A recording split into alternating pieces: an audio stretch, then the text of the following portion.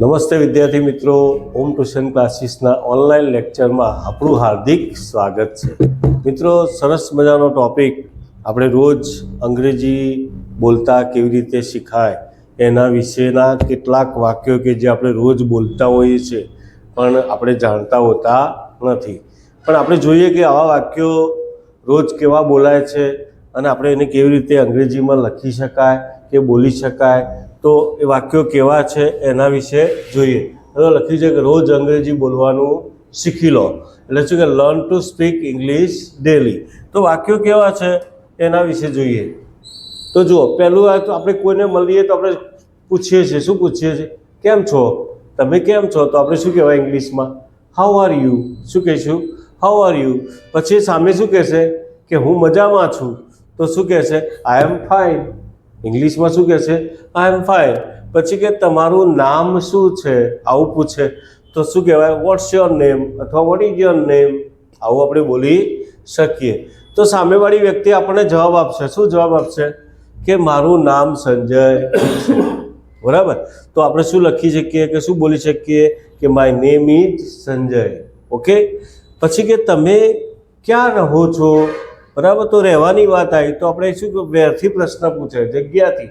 જગ્યા જાણવા માટે આપણે શાથી પ્રશ્ન પૂછવો પડે? વેરથી.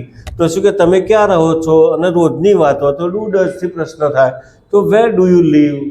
ઓકે. પછી કહે છે કે જવાબ આપે તો શું કહે? હું ગાંધીનગરમાં રહું છું, તો આઈ લીવ ઇન ગાંધીનગર. આઈ અહીંયા યુની જગ્યાએ આપણે આઈ કરી દેવાય, પછી લીવ અને બાકી વધ્યું ઇન ગાંધીનગર, તો આઈ લીવ ઇન ગાંધીનગર. કે તમે શું કરો છો? એવું પ્રશ્ન પૂછે કે ત્યાં તમે શું કરો છો? કે વોટ ડુ યુ ડુ. તમે ત્યાં શું કરો છો? What do you do. તો શું માટે આપણે શાથી પ્રશ્ન કરી શકાય? વોટથી પ્રશ્ન કરાય. પછી કે હું વિદ્યાર્થી છું, તો આપણે શું કહી શકીએ કે આઈ એમ અ સ્ટુડન્ટ. શું કહેવાય? આઈ એમ સ્ટુડન્ટ. ઓકે. નેક્સ્ટ જોઈએ. તમે સમજી ગયા? આવું પૂછીએ તો કેવું થાય? Did you understand. શું કહેવાય? Did you understand.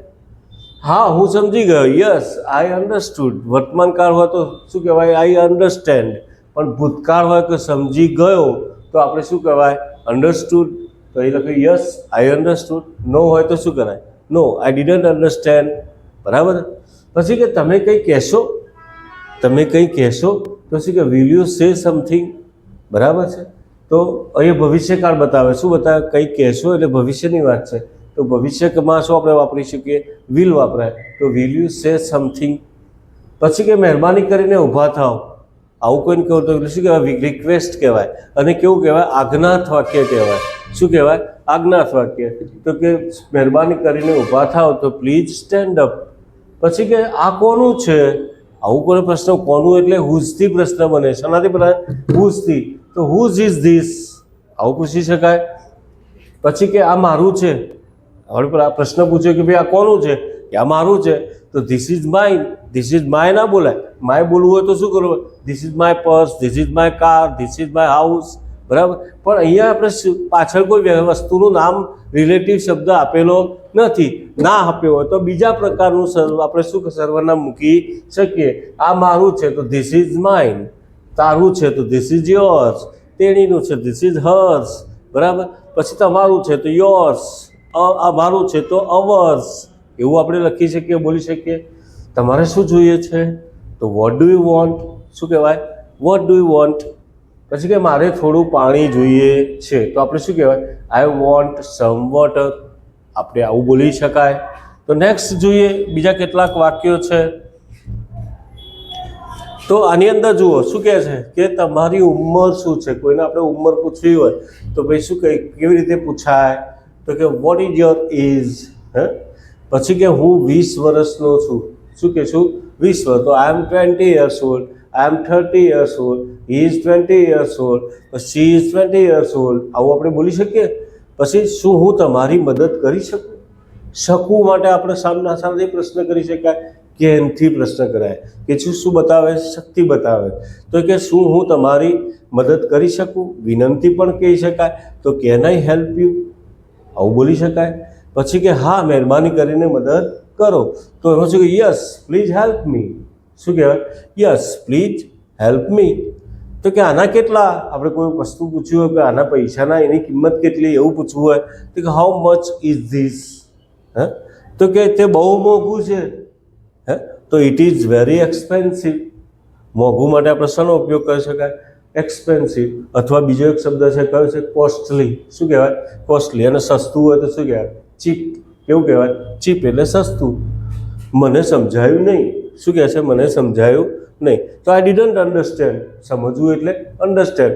ભૂતકાળ છે તો શું કહેવાય? ડીડન્ટ વાપરવાનું. નકારની અંદર ડીડન્ટ. પણ હું સમજતો નથી તો શું થાય? I don't understand. શું થશે? I don't understand. તમે ફરીથી કહી શકશો? સમજાયું ના હોય આપણે ફરીથી કે રિપીટ કરી શકશો એમ? તો કેન યુ રિપીટ ધેટ? તમે ફરીથી રિપીટ કરી શકશો? પછી બીજું કેટલાક વાક્યો છે, જો મહેરબાની કરીને ધીમે બોલો. આવું બોલતા હોઈએ છીએ આપણે રોજ કે ભાઈ એ ધીમે બોલને, તો શું કે મહેરબાની કરીને ધીમે બોલો. તો પ્લીઝ સ્પીક સ્લોલી. પછી કે શું તમે અંગ્રેજી બોલી શકો છો? આવું કોઈને આપણે પૂછવું હોય તો શું કહેવાય? કે can you speak English? Okay. પછી કે હા હું થોડું બોલું છું. તો શું કહેવાય? Yes I speak little. A little એટલે થોડુંક, પણ લિટલ હોય તો જરાય નહીં, બરાબર? એટલે થોડુંક બોલું છું એટલે આપણે શું? Yes I speak a little. પછી કે ચાલો જઈએ. આપણે કોઈને કહેવું કે ચલો બહાર જઈએ કહેવાય તો આપણે શું કહેવાય? ચાલો જઈએ. તો લેટ્સ ગો. પછી કે મારી રાહ જુઓ, બરાબર? હું આવું છું એમ. તો શું કહેવાય? Weight for me. તો કે ફરી મળીશું. C you again. અને પછી કે આપણે છેલ્લે રાત્રે ઘરે જતી વખતે શું કહેવાય? શુભરાત્રિ. તો ગુડ નાઇટ. તો મિત્રો ઘણા બધા એવા વાક્યો કે જે આપણે રોજ બોલતા હોઈએ છીએ, અને આવા વાક્યો શીખવા માટે આવી પ્રેક્ટિસ તમે કરશો તો 100% તમારું ઇંગ્લિશ ઇમ્પ્રૂવ થઈ જશે. તો મિત્રો જો આ વિડીયો પસંદ આવ્યો હોય તો લાઈક કરજો, શેર કરજો અને સબસ્ક્રાઈબ કરવાનું ભૂલતા નહીં. Thank you very much.